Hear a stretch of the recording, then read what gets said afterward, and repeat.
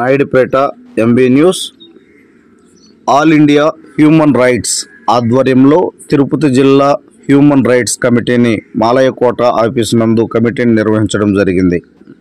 అఖిల భారత మానవ హక్కుల పరిరక్షణ సమితి 2024-2025 సంవత్సరముకు గాను తిరుపతి జిల్లా నూతన కమిటీని గౌరవనీయులు గ్లోబల్ ప్రెసిడెంట్ శ్రీ ఎంయు దువా గారు మరియు నేషనల్ సెక్రటరీ శ్రీ ఖలీద్ బాషా గారు ఏకగ్రీవంగా కమిటీని ఎన్నుకోవడం జరిగింది.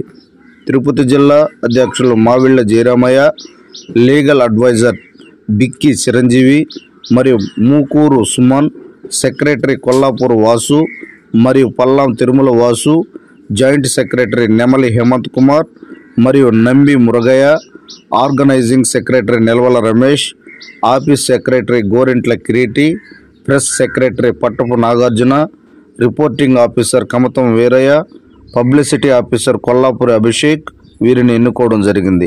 వీరికి మావిళ్ళ జయరామయ్య ఐడి కార్డులు, సర్టిఫికేట్లు ఇవ్వడం జరిగింది.